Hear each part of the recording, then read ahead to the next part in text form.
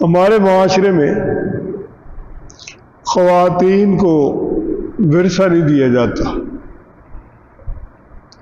بہت تنگ کر کر کے ٹلا کے بے دلی کے ساتھ حصہ دیتے ہیں۔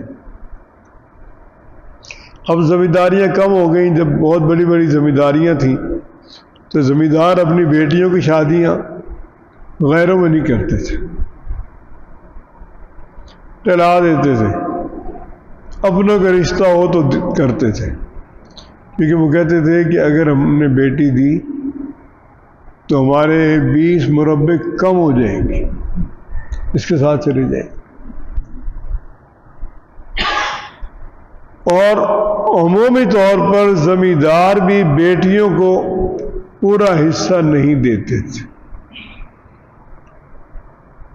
لیکن یہ چیز اللہ تعالی نے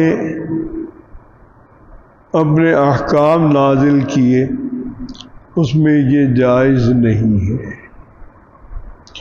بیٹی کو بھی حصہ دینا ہے، بیٹوں کو بھی دینا ہے، ان کے علاوہ کسی کا ہے اس کو بھی دینا ہے۔ ایک شخص یا کوئی بھی شخص جس کی صرف بیٹیاں ہوں،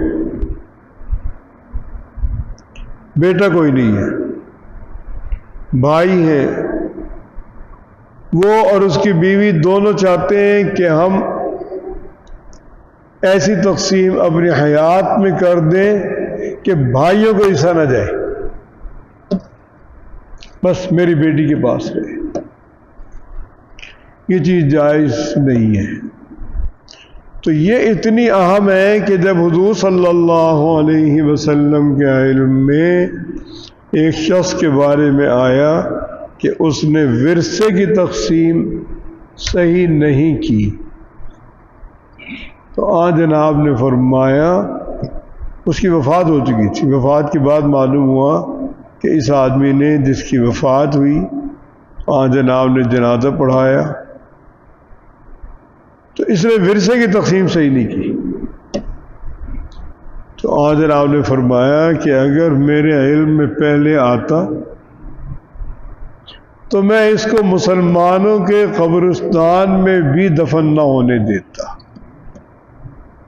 یعنی بہت سخت چیز ہے، جو تقسیم اللہ نے کی اس پہ راضی ہونا چاہیے، کوئی تدبیر ایسی نہیں ہونی چاہیے کہ بیٹی کو زیادہ ملے، بیٹے کو زیادہ ملے، فلاں کو ملے، فلاں کو نہ ملے۔